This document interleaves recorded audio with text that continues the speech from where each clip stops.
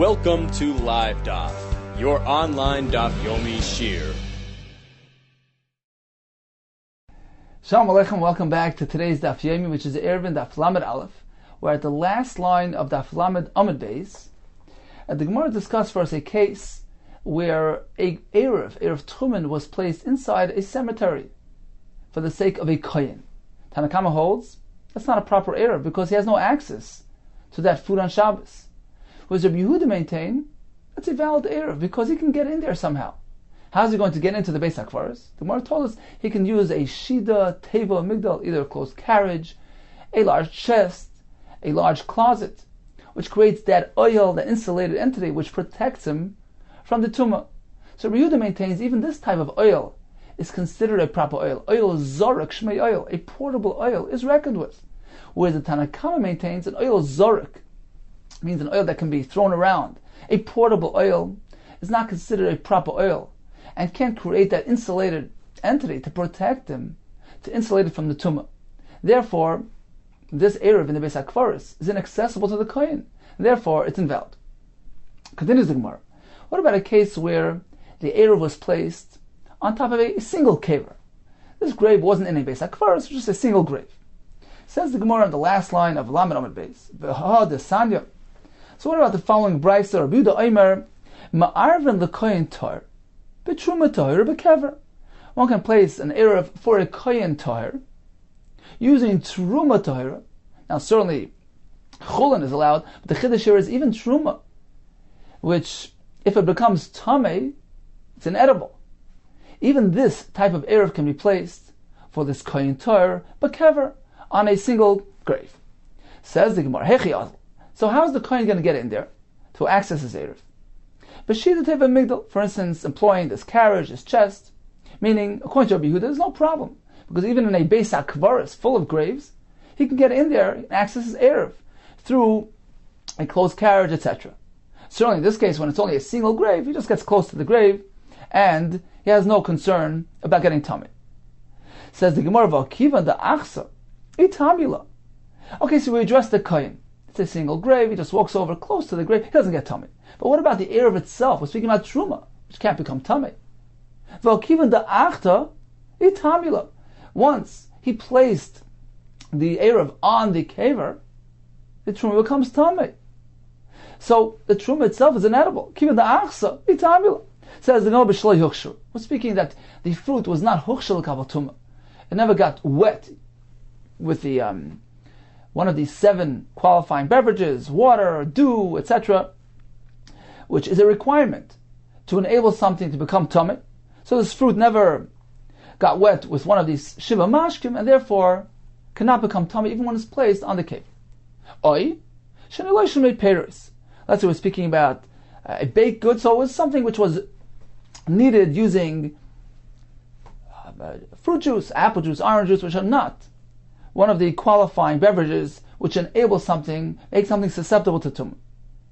So the kohen is safe, the truma is safe, but how's he going to actually get the truma off the caver without becoming tummy?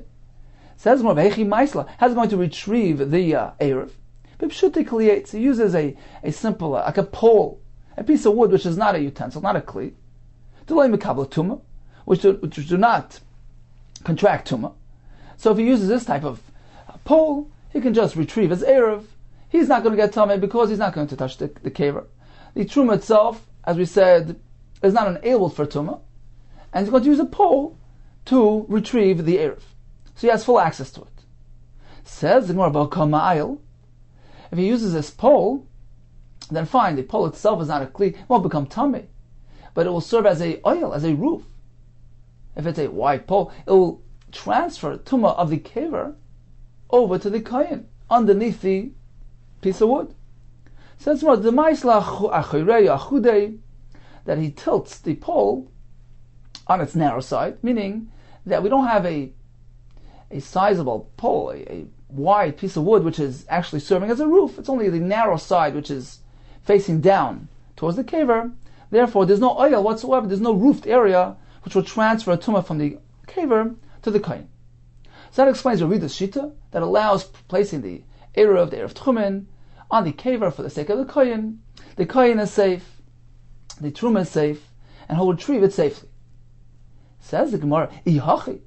If you have it all worked out, if that's the case, my time of the Rabbanon.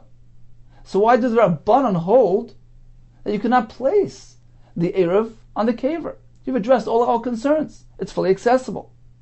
Says the Gemara, because Sabra they hold, fine, he won't get tummy, the Eruv is fine, everything is safe. There's another concern. Because Sabra they hold, also liknus bayis, b'yisur arna. One is not allowed to establish a home, acquire a bayis, a dwelling, a residence, using something which is asur b'hana, something from which a person cannot derive any personal benefit or pleasure. Let's take a look at Rashi inside. So where the Rashi lines get wide, it will be 6 lines right before that, beginning with the words Ihachi my time of the Rabbanon. Says Rashi, if that's the case, my time of the Rabbanon, bekever yechidi. When speaking about a single grave, what's the problem? So you understand why the Rabbanon disagrees with Rabbi Yehuda when it comes to a Beis HaKvaros. Because it's full of graves, and there's no way to get in there. They have a chatzitza. They don't hold that this type of chest or closet will present a chatzitza, ba'oil zar, because it's using a portable oil, according to the Chacham, doesn't create this insulated entity and protects him. Therefore, when it comes to Beis HaKvaros, they disagree. We understand, granted. But in this case, where it's a single kever, what's the problem? The Kohen could simply position himself near the kever and retrieve his Eruv. So what is the reason why the Rabbanan invalidate this Eruv? Says the Gemara, also liknus bayis b'surano. Bekever, one is not allowed to establish his home, his dwelling, using something which is asur b'hana, a kever is asur b'hana. V'hahanoi. Establishing an Eruv tchumen is pleasure, it's hana, it's benefit. The mishteri beile meifa kutzal tchum. Because the Eruv enables him to go out past the tchum. So he has personal benefit from it. And he cannot have any hana from the mace. Not only is the mace itself asur b'hana, even those that serve the mace. For instance, the grave of the mace is also b'hana. The Nafkal Sanhedrin, we learn it from the Gzera Shava, Mivat Thomas Sham Miriam, the Gamar Sham Sham Egla Rufa. So you employ the Gzera Shava, it says by Miriam, Thomas Sham Miriam, the word Sham is connected to the word Sham, which is cited by Egla Rufa, just as Egla Rufa is asur b'hana, likewise a mace is asur b'hana. Says Rashi, Vafilu b'Yisrael nami asur Rabbanan. Now, if this is the reason why the Rabbanan disallow this type of Eruv, and it has nothing to do with the Kohen, this applies even to an ordinary Yisrael. He cannot place his Eruv by the kaver, which is asur b'hana. V'ha de tani Kohen. Why then does the Brisa cite specifically Kohen, implying that the concern is because of the Kohen? Says Rashi, no. This concern applies equally to the Yisrael as to the Kohen. The reason why the Brisa discusses Kohen, to teach us the extent of Rabbi Yehuda's shita, that even a Kohen can have his Eruv placed there, as we discussed earlier, because we address all the other concerns properly. There's no concern of Tumah, not on account of the Kohen, not on account of the Truma, as the Gemara discusses for us. But truly, the concept here is merely based on the fact that the Eruv is on a makom which is asur b'hana, and that's why the Chachamim don't allow this Eruv. Continues the Gemara. If so, Mechlal Rabbi Yehuda Savar. If so, Rabbi Yehuda holds mutar. One is allowed to have hana. One is allowed to place his Eruv on something which is asur b'hana. How is that? This is Allah agreed upon by all. Says the Gemara, because Savar Rabbi Yehuda holds mitzvahs lav lahanis nitnu. Mitzvahs were not given for hana. Meaning, the kinyan shvisa of Eruv is a mitzvah. That's not called personal benefit, personal pleasure. And therefore, Rabbi Yehuda allows it to be placed on the cave. Let's take a look at Rashi, who explains this. 10 lines from the bottom of the Amud. This is going to be the next Rashi, the following Rashi after the one we just saw. So Rashi has mitzvah is lav lahanis nitnu. Ve'ema arvin elo ledvar mitzvah. Why is an Eruv called a mitzvah? Because the Chacham only allow the Eruv to be established for the sake of mitzvah.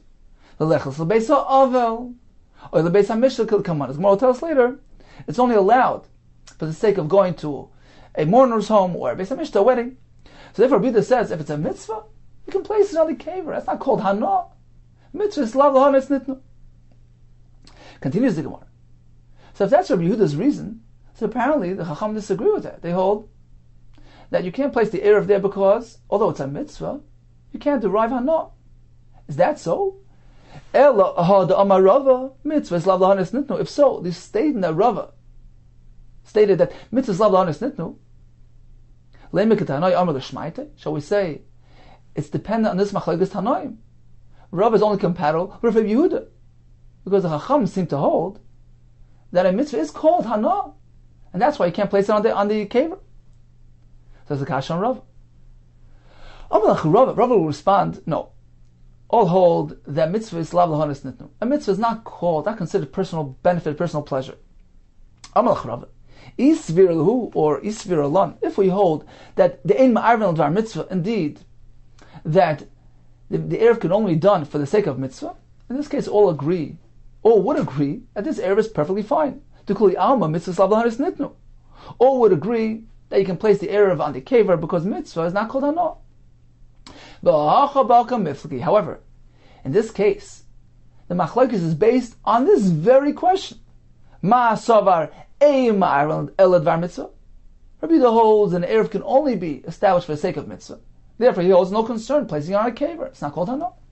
Umar savar. However, the chachamim hold ma'arvin afilu advar rishus. They disagree regarding this very concept.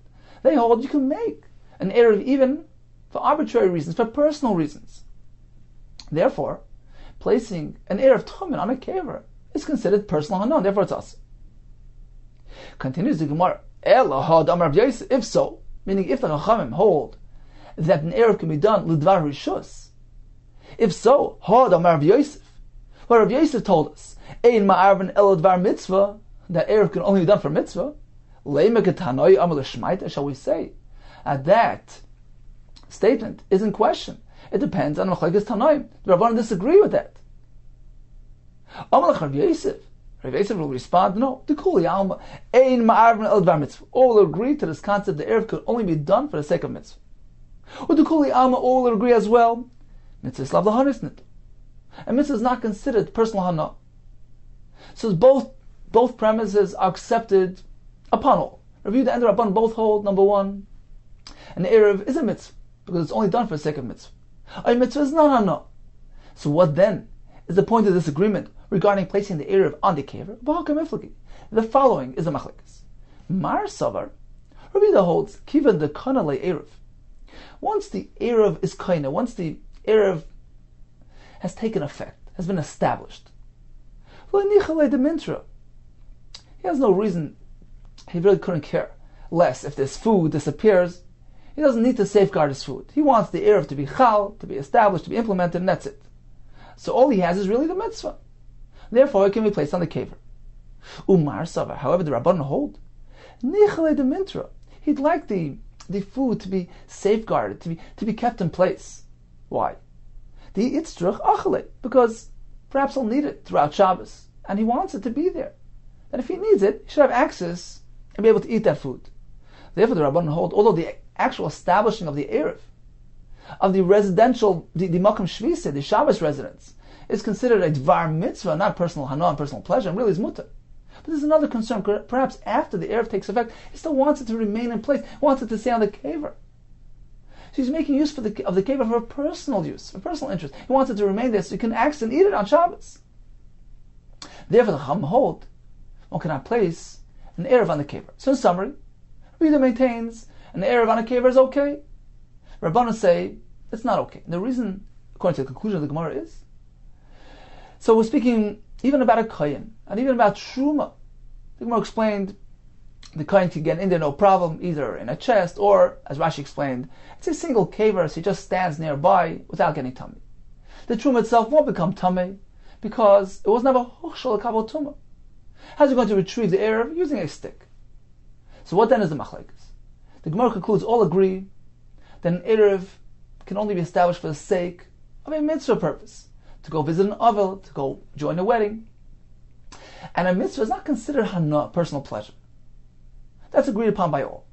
Rabbi Yehuda maintains, if so, there's no concern placing the erev on the kaver, because it's strictly for the sake of mitzvah. Rabbanan maintain, fine, the actual acquisition of the Shabbos residence is a mitzvah. But what about the fact that he would like the Eruv to linger on, to remain in place? So he can perhaps access it on Shabbos. That's personal pleasure and gain. And therefore, he cannot place the Eruv on the kever, which is also bano. Continues the Mishnah. We're going to have a list of various food items which are technically edible and therefore can be used for the Eruv. And the Mishnah will conclude with another couple of items which are not halachically permissible and therefore cannot be used for the Eruv. Now each one of these cases will entail some type of chiddush, some type of novelty, as the Gemara will explain for us. It says the Mishnah, Ma'arvim b'dmai, one can make the Eruv using dmai, the produce purchased from the Amoritz, which has some sort of uncertainty as to its status, whether or not the Amoritz separated to Ramaisis properly. Now, we learn elsewhere that really, because Roy the Ami Oretz Ma'asrin, most of the Ami Oretz do take this seriously and they do address the obligations properly, but Midirabbanah, there's a chumrah that one is meant to go ahead and remove some additional Torah from the Dmai. So the Dmai which had not been addressed rabbinically can be used for the Eruv. But Dmai, B'Maiser Rishon, Tumasai, a person can use the Maiser Rishon, which is the portion given to the Levi, whose Truma was already separated. So what happens is the Maiser Rishon is given to the Levi, and then he separates a tenth of that, which is called Trumas Maser, gives it over to the Kohen. So once this Maiser Rishon has been properly addressed, it can be eaten and can be used for the Eruv. Ube Maser Sheni v'Hegdesh Shenivdu. Or you can use Maser Sheni or Hegdesh, something which was given to the Beis HaMikdash, Shenivdu, whose Kedusha was transferred onto money. V'Kahanim b'Chala, they can use the Chala portion of the dough, which is mutter for them. Avo loy b'tevel, but certainly one cannot use proper tevel, which had not yet been addressed properly with the Trumas and Maasros. V'loy b'Maser Rishon shelo neto Trumasai, nor can he use the portion of the Levi, whose Truma was not yet separated and given to the Kohen. V'loy b'Maser Sheni v'Hegdesh shelo niftu, which were not redeemed. Continues the Gemara. Demai, how can the Mishnah say Demai is useful for the Eruv? Holei chazile. It's not suitable. He can't eat it. Now Tosfos points out right here that the Gemara's kasha is strictly on the sheet of Sumchus, who says that the food of the Eruv needs to be suitable, at least in theory, for the person who's establishing the Eruv. Whereas according to Beis Hillel, there's no concern here. They say that the Yisrael can use Truma for the Eruv, because although he himself can access this food, he can't eat it. But it's suitable, it's chazi la'achrin, it's suitable for others. Therefore, it's already considered mazain, it has a prominence in chashivas, and can be established as a residence for the dira. But the Gemara is, according to the Sumchus, who requires that this individual who's placing the Eruv, he personally should have access, and heter, it should be chazulei, for the food of the Eruv should be accessible to him, and be edible to him. Says the Gemara, D'mai is lechazulei. How could he eat the D'mai? Says more, there is a way, theoretically, that this person himself is allowed to eat D'mai. Why? Because we know that the whole concept of D'mai is a chumrah, and the Chachamim applied a kula for the aniyim. A pauper is collecting his food, etc. This poor person is allowed to eat D'mai. Says more, based on that concept, really any person, theoretically, can eat D'mai. He becomes a poor person. Says more, migu, the boy mafkiluhu l'nichsei. Because theoretically, since he has the ability to make his nechasim hefker, so once he renders all his possessions ownerless, he becomes v'haba, he becomes a poor person. V'chazalei, and this D'mai is perfectly suitable for him. So since he has that theoretical option, hashtanami chazilei. Therefore, in the present time and moment, we also consider this thing edible, technically edible for him, and therefore he can place it for his eruv. This non we learned machil and sanin D'mai. We can feed the poor people D'mai. Ves achsanya D'mai, and also the achsanya takes. Let's take a look at Rashi up on the top line. The achsanya says Rashi chayolois malchi Yisrael, the Jewish soldiers, shematil and oisin al bnei ir lezunan, who the members of the community have to support them. V'avlu kaniyim. So these soldiers are classified as poor people. Shara'inam b'ateim, they're not home, and they're dependent on handouts. Therefore, they can be fed D'mai as well. Continues the Gemara. Amar Rav Huna. Tana, we learned by Shammai, Ayrim, Ein Machilon es Aniyim D'mai. Shammai disagree. They hold they cannot feed even Aniyim D'mai, but still Loim Machilon es Aniyim D'mai. Yes, you can feed Aniyim D'mai. And our Mishnah follows by Hillel. So Dmai is suitable for the Ani. That explains why any person can use Dmai for his Erev. Because in theory at least, the Dmai is suitable for him if he decides to become an Ani. And according to Sumchus, that theoretical permissibility is sufficient, as we learned earlier regarding the wine for the Nazir. Right? Sumchus agrees that since theoretically speaking he can remove the Nazir status from himself, which will make him mutter b'yayin, therefore he can use the wine for his Erev. Here as well, since theoretically he can work his way to the Dmai, it's suitable for the Erev. Continues the Gemara. So the second item on the list was Maaser Rishon, which was given to the Levi, who already separated the Trumas Maaser, which was his obligation, to give to the Kohen, and that can be used for the Erev. Says more Pshita, of course. It's perfectly permissible food. Why would I think it can't be used for the Erev? You fulfilled all your obligations. Says Molitzrich, apparently we're speaking a case Shekdima b'Shibbolin, that the Levi preceded the Kohen, and he came along when it was still in its stalk form. Let's take a look at Rashi explains this for us. The second line from the top. Shekdima b'Shibbolin. So just for a second outside, we have this crop. We have the stalks which were threshed, and we extracted the grain. We made a kri. Kri is the pile, smoothed out the kri. That's considered to be fully developed grain. It's called dagan. Dagan is chayiv and trumas hamaisrus. So the first thing on the list is truma gedola, which is given to the kohen. The second on the list is maaser rishon. A tenth of the remaining grain is given to the Levi. The Levi in turn takes his maaser rishon and separates a fraction of that, a tenth of that, gives it to the kohen. It's called trumas maaser. So it's the separation of the maaser. Now what happened was, here, the Levi outsmarted the kohen. He came running when the grain was still in its stalk form, which was still prior to the onset of any obligation of Trumas HaMaisrus. Because the Chiv is only, the onset of the Chiv is only when it's considered dagan grain, which has been threshed, piled up, and smoothed out. Let's take a look at Rashi. Shekdimu b'Shibbolin, so the Levi outsmarted the kohen. He came running when it was still in its stalk form, the Truma Gedola, meaning he was magdim Truma Gedola. He came before the Truma Gedola was taken care of. The Minat Torah, HaTruma Kademas Lamasa, because Minat Torah there's a very specific sequence to the removal of Trumas HaMaisrus. First comes Truma. Truma Gedola is number one. Why? The Reishis Karachmana. Torah regards Truma Gedola as Reishis, the first one. U'minat Maiser, Noisen Maaser Rishon Levi.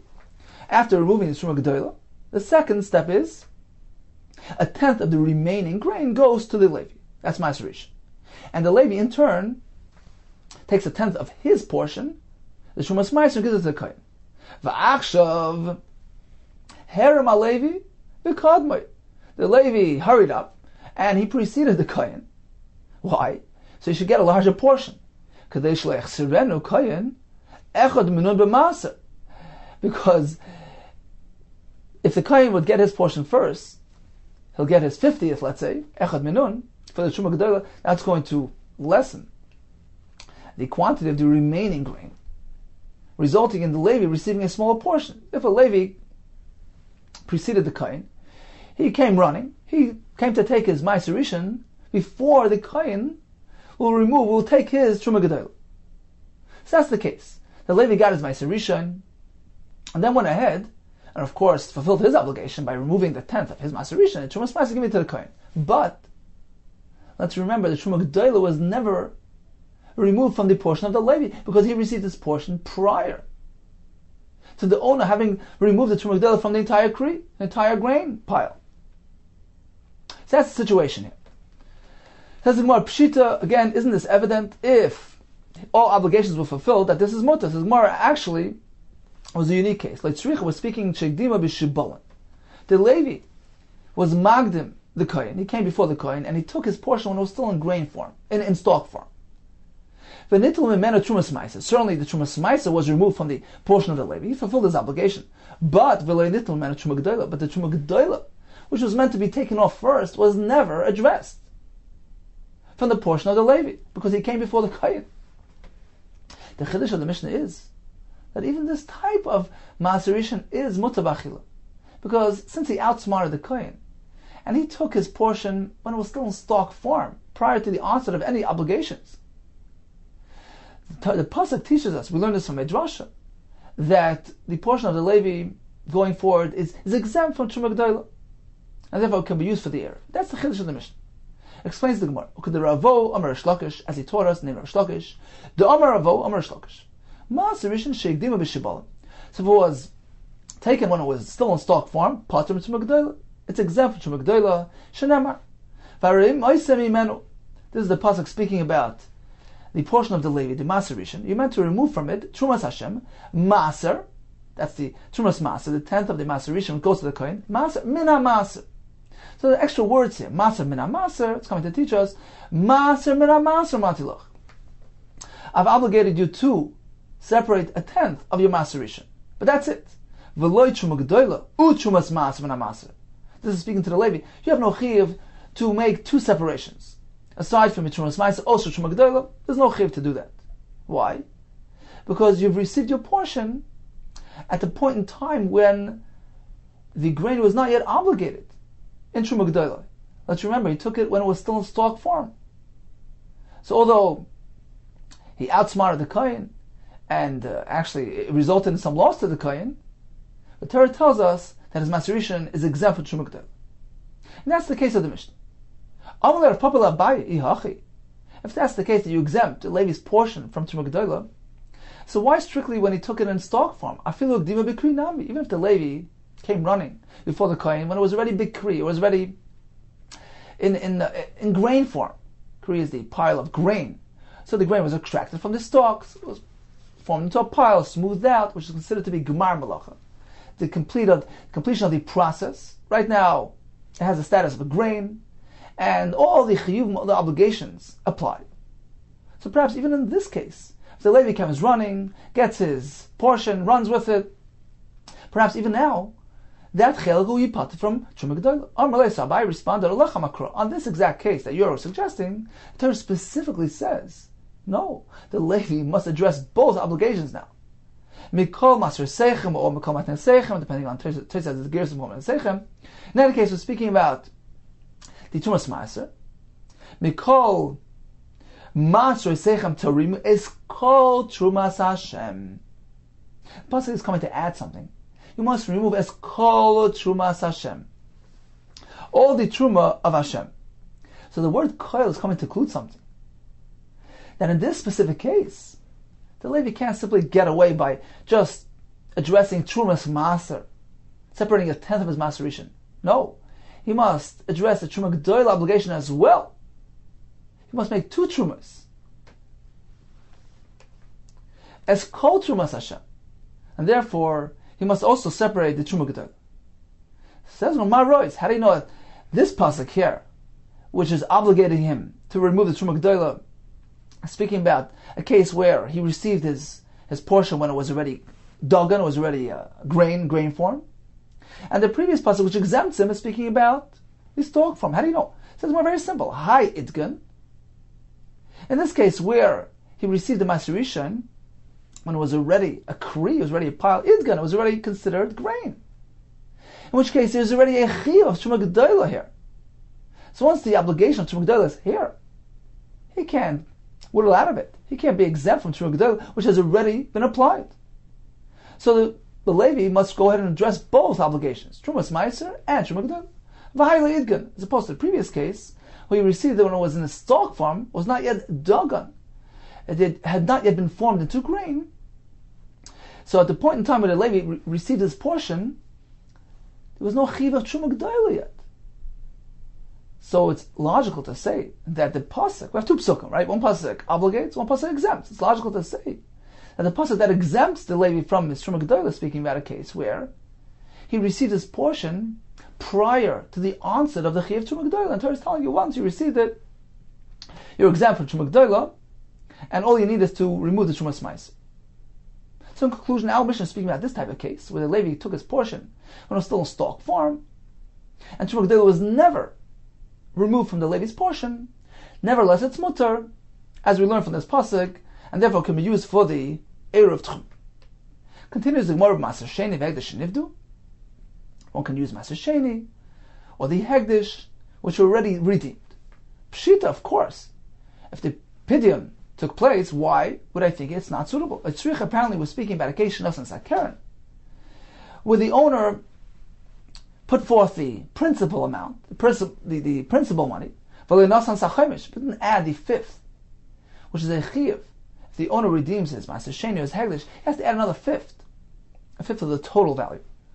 So although he didn't add that fifth, which is a chiyuv, he can still go ahead and consume this produce. The mission here is teaching us although there's a chiyuv for the chaimish, but it's not ma'akiv, it doesn't invalidate the pidyon, and therefore this food is suitable. But you cannot use pure tevel, which is produce where the tumor ma'aser was not yet removed. There's more pshita, of course. If it's asar ba'achila, it can't be used for the eruv. Apparently we're speaking about a unique type of tevel. But tevel with rabban. We're speaking about a rabbinic tevel. How's that? For instance, he planted in a otters, a flower pot, an unperforated flower pot, had no hole. So it's completely detached from the ground. So Minatura, this produce that grows within this entity is not obligated. There's no chiyuv tumas or maisrus. It's only the rabbanon. The Mishnah is teaching us even tevel, which is classified as tevel mid rabbanon, is asur b'achila, and therefore it cannot be used for the eruv. V'lo ma'aserishin shalena t'shumasai. So the Gemara here is assuming the ma'aserishin here is pure ma'aserishin, where the trumas ma'aser was not yet separated, and therefore it's asur b'achila. Pshita, of course. Why would I think this can be used for the eruv?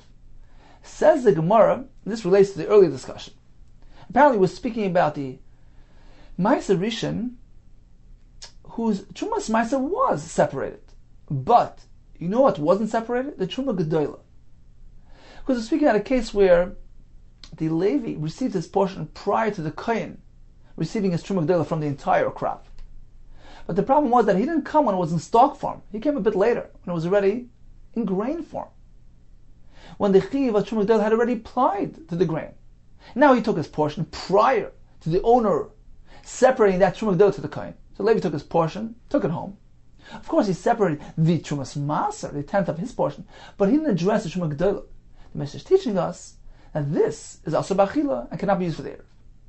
Then apparently we're speaking about a case that Levi preceded the Kohen, but was already kri, was already in grain form.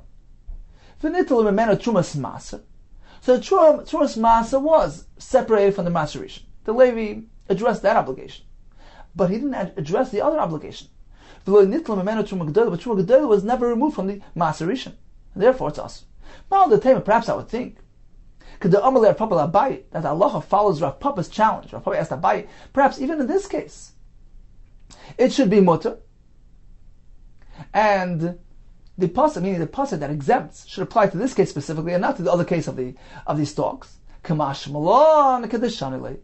So the Mishnah here is informing us, no, the halacha follows Abaye's response that the pasuk, which obligates the Levi to separate not only trumas maser, the tenth of his portion, but also the truma gedola, which was disregarded and ignored. That pasuk is addressing a case where the Levi received his portion once the grain has already been developed, and the chiyuv of truma gedola was already applicable. Therefore, the Levi can exempt himself from that chiyuv, and unless he separates truma gedola, this food is inedible and therefore cannot be used for the eruv. Which were not redeemed. Pshita, of course. If there was no pidyon, it's us. Apparently we're speaking about a case. Shapadan, he did redeem them, but he didn't do it properly. For instance, Maser Kigoin Shepdoi Al Gabe Asiman. For instance, when he was paid to the Maser Sheni, he used an asiman. Asiman is a unminted coin, which is not suitable for the pidyon of Maser Sheni.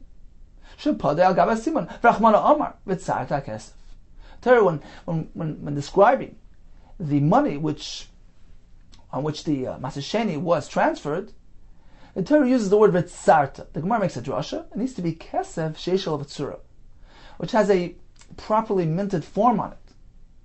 So although this fellow did pidyon, but since he didn't do it properly, he didn't do it on a kesef sheishel v'tzura, this food is inedible, it's asur b'achila, outside Yerushalayim, of course, and cannot be used for the Eruv. Continues the Gemara. What is the example of the Hegdish, where the Pidyon did take place, but not properly? Says the Gemara, Kigon Shechilaloi Al Gav Karka. He used land to transfer the Kedusha of the Hegdish on. The Rachmana Amar V'Nosna Kesef V'Kamlei. The Torah, when describing the money which was used for the transfer of the Kedusha of Hegdish, discusses Kesef. Specifically, cites money, indicating that only money can be used to be Mechal the Hegdish. But if he goes ahead and is Mechaled on land, then the Pidyon does not work. Now, of course, we're not speaking about specifically money. Taisus brings that there's a limud. You can use other types of articles, even Shava Kesef, all types of articles which have value. But on Karka itself, the Pidyon cannot take place, and apparently that's the case in our Mishnah, that the Pidyon of the Ma'aser Sheni took place improperly. Likewise, the Pidyon of the Hegdish, and therefore they're unsuitable, their Asabachila cannot be used for the Eruv. Continues the Gemara. So this individual would like to establish his Eruv Tchumen. He's going to use an emissary, he's going to send his food out to the Eruv site using a cherish, a deaf, mute, shoita, a deranged person, or a katan. Is that okay? Hashaleach eruva biyad cherish shoita v'katan, oy biyad mishe'ena moide be'eruv. Or he sends it with an individual who doesn't really agree with the concept of the Eruv. He doesn't live according to the principles of the Eruv. The Gemara will explain who that is. So he's unreliable. Eino Eruv, all these individuals are unreliable and cannot use them to establish the Eruv. So either it's because it's unreliable, or, as Rashi will explain, that the Eruv Tchumen requires a person who has the ability to make the kinyan, as we'll see in the Gemara. What if he asked his friend, he instructed somebody to wait out there and to receive the Eruv from these individuals and to set it down in its place? Then certainly it's a valid Eruv. Says the Gemara, the katan, like Mishnah tells us, he can't send his Eruv in the hands of a cherish, a shaita, or a katan. Why is a katan unsuitable for Eruv? V'amar Rav Huna, katan goyves the Eruv. Rav Huna says that a katan can make his rounds amongst the neighbors of the courtyard, collecting the food, to establish the Eruv Chatzeris, to establish that joint ownership, joint usage area of the Chatzer. So apparently a katan can make an Eruv. So why does our Mishnah not allow the use of a katan to establish the Eruv Tchumen? It says like Kasha, the Torah says, depending on what type of Eruv we're speaking. Kam ERUVIN Tchumen, our Mishnah is discussing ERUVIN Tchumen, where a katan is not capable of establishing an Eruv Tchumen. Kam ERUVIN Chatzeris. Rav Huna was specifically speaking about Eruv Chatzeris, where a katan has the ability to collect the Eruv Chatzeris. Why the difference between the two? Let's take a look at Rashi inside. So 18 lines from the bottom. So it's the first Rashi of the Gemara. Goyva Eruv. This is Rav Huna speaking that the katan can go collect the Eruv mibnei Chatzer u'ma'erev aleim. He can collect the food from the neighbors of the Chatzer and establish the Eruv Chatzeris. So why does our Mishnah not allow the katan to do the Eruv Tchumen? Says the Gemara, Eruv Chatzeris is different. The Eruv Rishusayu ba'almu. It's simply a merging of the ownership, of the usage of all the members of this Chatzer. That happens on its own. Meaning, once you collect that food, you've collected their dira, their dwelling, their ownership, their use. The fact that the food is already sitting together, that itself creates that Eruv. It's not the katan doing it. It happens on its own. That automatically merges their usage of this Chatzer. Because it's like they have one dira, one dwelling. Although generally a katan doesn't have the halachic ability to perform a masa, to make a kinyan, we're not concerned. Why? Because it's not like Haman, as we learned later. Let's say, for instance, there's one homeowner who has an ongoing partnership with his neighbors. So they all have a partnership with wine, let's say. It's a food partnership. There's no need to make an Eruv because they're they're already merged together. They have that joint ownership of that food. So we see from there that you don't need to make a specific, a special masa, an act of kinyan, of acquisition for the Erev Chatzeres. As long as they're somewhat merged, they come together, they have a shutfus in food, so their rishus is automatically merged together. So the fact that this cotton goes around collecting the food, that in itself creates the Erev. It's not the cotton who's accomplishing it, it's the food sitting together which accomplishes the Erev. So that's regarding Erev Chatzeres. That's why the cotton can do it. Aval Erev Tchumen, Aknuyu Shvisu. Erev Tchumen is different.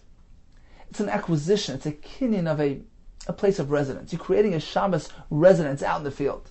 The cotton li'olam l'mikli. A cotton doesn't have that ability, doesn't have the power to acquire, to make a kinyan, to create that Shabbos residence for the sake of the fellow who's sending the Erev with him. So that's the difference. When it comes to Erev Chatzeres, a cotton is suitable, whereas Erev Tchumen, which requires a kinyan shvisa, the Mishnah tells us, you cannot use a chereshet of a cotton unless there's somebody waiting for him who will take the Erev and establish it in its right place. Continues the Gemara. Oy biyad mishe'enu me'erev, mishe'enu moide be'erev. Nor can you send the Erev Tchumen, handing it to somebody who doesn't agree with this concept of the Erev. Man, who are we speaking about? Now the Gemara is assuming we're not speaking about a goy. Of course, a goy cannot serve as a shliach, can't be an emissary for the Erev. Apparently we're speaking about a yid. So explains Rabbi Yehuda Kessler. That's the Gemara's kasha. Who are we speaking about? Rav Chizda Kusai. We're speaking about a kusi. So this was the group of fellows who were Magayer and their conversion was questionable. So some mitzvahs they would keep diligently, but others they would disregard, including the mitzvah of Erev. Therefore, he's unreliable. You can't send the Erev with him. You don't know if he's going to put it down, or perhaps he doesn't have the ability to make the kinyan shvisa because he doesn't practice Erev. Continues the Gemara. But if there's somebody waiting out there, he instructed somebody to receive the Erev from the chereshet of a cotton, then it works. Says the Gemara, why don't we have a concern that perhaps this cotton will never get to that place? How do you know he's even going to bring it to that fellow? Fine, you have somebody waiting for him, but how do you know the cotton is going to bring it? As Rav Chizda told us elsewhere, this is upcoming in the Gemara, that we're speaking about the person who was standing and watching. Hachanami here as well, apparently it was ba'omed v're'ehu. The person standing was standing and watching, and he sees that the cotton is heading in the right direction. It appears from Rashi, that's all that's necessary. As soon as he sees him heading in the right direction, he can assume he's going to arrive at the proper location and meet the other person. Says the Gemara, okay, so you know he's heading there, and you know there's somebody standing and waiting. But there's another concern. Perhaps that person, although he told him he's going to do his Erev for him, how do you know he's going to keep his word? Maybe he's not going to take the Erev and establish it. As Rav Chil told us elsewhere, there's a chazak, there's a halachic presumption that an emissary performs his shlichus. He keeps his word. He committed, he'll do it. Hachanam here as well, chazaka, shliach, there's a chazaka, we can safely assume that the shliach who was asked to receive the Erev and place it in its proper place will indeed keep his word and establish the Erev. V'heiche itmar to Rav Chizda v'chil. So we just quoted Rav Chil, we just quoted Rav Chizda. Where did they state their statement? On which halacha? Aha, itmar. It was stated on the following halacha: the sanya nasei lepil v'hilichai. So a person gave the Erev to his elephant. Rashi says it was a trained elephant. V'hilichai. And he started taking it to the Erev site. L'kaif v'hilichai. He gave it to his trained monkey to go take it to the Erev site. Ein ze Erev. So it's not a valid Erev. Why? So one of two reasons. Either this animal doesn't have the ability to create a Mokum Shvisa Shabbos residence for this fellow, or because they're unreliable. We don't know if they'll ever get to that location. However, but if he instructed somebody to stand there and receive it, it's a proper Erev. The kasha is, fine, there's somebody waiting for them, but perhaps they're never going to reach their location. Apparently, we're speaking where he's standing and watching, and he sees an animal heading in the right direction. Okay, the animal will get there, but perhaps the person is going to change his mind. He's not going to accept the Erev and establish it. That a shliach will indeed keep his word and perform the shlichus that he had committed to doing. So this is where Rabbi Yehuda and Chizah stated their opinions, stated their interpretation, and the Gemara applies the same concept to our Mishnah, that he could send the Eruv with for instance, a katan, provided that somebody waiting for him was speaking that he's watching the katan as he heads in the right direction. In addition, there's no concern that the person waiting will change his mind and won't keep his word. Rather, we employ the chazaka of shliach, since he accepted this job, he committed himself to establish the Eruv, we assume he'll keep his word and establish the Eruv properly. Okay, time for a brief review of today's daf. The Gemara began by telling us about a machlokes between Rabbi Yehuda and the Rabbanan, whether one may place an Eruv on a single kever. Rabbi Yehuda says yes, Rabbanan say no. The Gemara concluded that all seem to agree that establishing an Eruv Tchumen is considered a mitzvah, because we can only do the Erev Tchumen for the sake of a mitzvah, to go be Menachem Oval, to participate in a wedding. And a mitzvah is not considered personal hana. Mitzvah is lav lahana isn't, as Rabbi tells us. Rabbi is speaking about blowing a shofar. So one can blow a shofar even if it's from a carbon, where generally a person cannot derive a personal hana, but a mitzvah is not considered personal hana. Mitzvah is lav lahana isn't. So all agree to these two premises. The machlokes is Rabbi Yehuda holds that placement of the Erev is a strict mitzvah. Therefore, there's no concern placing it on the kever. The fact that he's a kohen, there's no concern. He'll stand right next to the kever. He won't touch the kever. The fact that it's truma, we're speaking about truma that can't become tummy. It never got wet. How is he going to retrieve the Erev? He'll use a pole, which is a pshute klietz, which will not become tumah. A thin pole, which will not drag over the tumah of the mace to the kohen. So we addressed all our concerns. Rabbanan disagree. They hold placement of an Erev on a kever is also, because although the actual kinyan shvisa is a mitzvah, but there's some personal interest here as well, because he'd like the food to remain in place, just in case he needs it on Shabbos. He'll be able to go there, access and eat it. So therefore there's some personal gain and benefit here. There's hana here. And therefore he cannot place the Erev on the kever for the sake of eruvei tchum. We had a Mishnah, the Gemara, which gave us a whole list of different types of scenarios, some foods which are mutter for the Erev, some foods which are asur. The Gemara explained that each one contains a chiddush. And we concluded with the Mishnah that one cannot send his Erev Tchumen out to the field using a cherish, a shaita, a cotton, a kusi, or as the Gemara added, an elephant or a monkey, who are trained to do so. But if there's somebody out there who will accept the Erev and place it in the right location, then that's okay, provided he's standing and watching, and he's seeing that the elephant or the monkey are heading in the right direction.